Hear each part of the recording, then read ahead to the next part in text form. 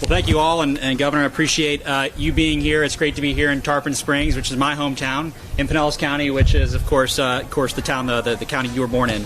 It's also great to be here at Rusty Bellies here in Tarpon Springs, just down the street from my house. On the left side of us and behind us is the Anclo River, which dumps into the Gulf of Mexico. Here in Florida, for many people, including Jack and Julie Russell, who started here and own and operate Rusty Bellies, the water is not just a lifestyle, but it's a way of life. We're blessed to be surrounded by beautiful oceans, by lakes, streams, and rivers all across our state. For Floridians, for many of the people who are eating and drinking over there, the water is as common as a backyard barbecue. Many families, mine included, come out here and enjoy the natural wonders that our state has to offer. But with these blessings comes great responsibility for each one of us to do what we can to protect our beautiful waterways and sustain us, but also to protect our neighborhoods and protect our businesses from the might of Mother Nature.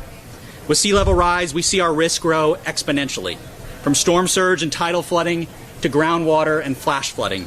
Every time there's a significant rainstorm here in Tarpon Springs, we're at the end of the sponge docks, the most western tip of the sponge docks here in Tarpon, you will see those streets down there flood. Cars can't get through, businesses can't operate. It brings commerce to a standstill. We can debate all day the whys and hows this happens, but what if we just do that and we just debated all day, we wouldn't do anything. That's not what we're doing here today. Our communities are at grave risk, and the legislation here today that the governor will sign acknowledges that. There is no question of if it will happen, if we will have significant flooding in our state. The question is only when. Much like hurricanes, we know they will happen. The question is where will they happen and how bad will they be? And while we look forward and we always plan for these disasters, so too we must plan for resiliency and coastal flooding throughout our state. I'm reminded of that Latin phrase, Semper Paratus, which is the motto of the United States Coast Guard, which means always ready.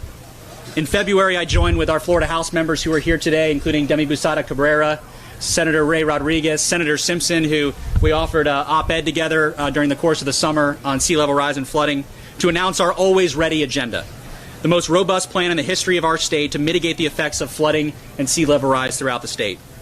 To combat this problem, we need real solutions. To protect Floridians in their homes, their backyards, and their communities, as well as financially with their insurance, these bills address the impacts of flooding and sea level rise with policy, plans, and state dollars. A lot of state dollars. The legislature will invest $100 million each year to tackle these problems and the effects they cause.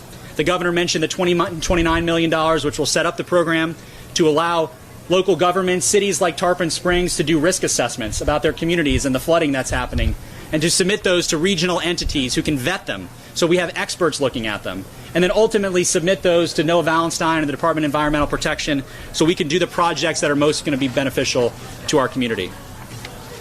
We also appropriated, as the governor mentioned, $500 million out of the coronavirus relief money to help sustain the program in the future.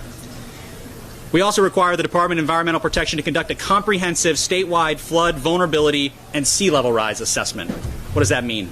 It means we're going to go out there and we're going to get the best state-of-the-art data that's possible so that we can begin to build solutions around the right information so that we can make the right choices. The assessment will identify the state's inland and coastal infrastructure and communities that are vulnerable to flooding. This will help us better assess threats and figure out a plan that is both responsive and effective. We will then submit those to those regional resiliency coalitions so that the work can be done locally before it ends up in Tallahassee. While water touches all corners of our state, the needs of each are different. This bill will allow accurate reflections of each individual community so that the planning and the infrastructure investments that are made could help that specific community and their needs. Finally, the bill creates the Florida Flood Hub for Applied Research and Innovation with the University of South Florida's College of Marine Science, which is down the road here a little while in St. Petersburg at their USF St. Pete campus, will be the home of that Innovation Flood Hub. We knew that we could no longer stand idly by and not plan for the future, that we needed to be always ready. I want to thank Governor DeSantis for supporting not just this always ready flooding agenda to prepare our state and our residents for the future, but for being a true champion for Florida's environment. I'd be prepared to defend this anywhere. This governor has been the most environmentally friendly governor that we have ever had in the state of Florida. He's been a champion for the environment and its natural beauty, but he's also helping us now protect our communities from flooding and sea level rise.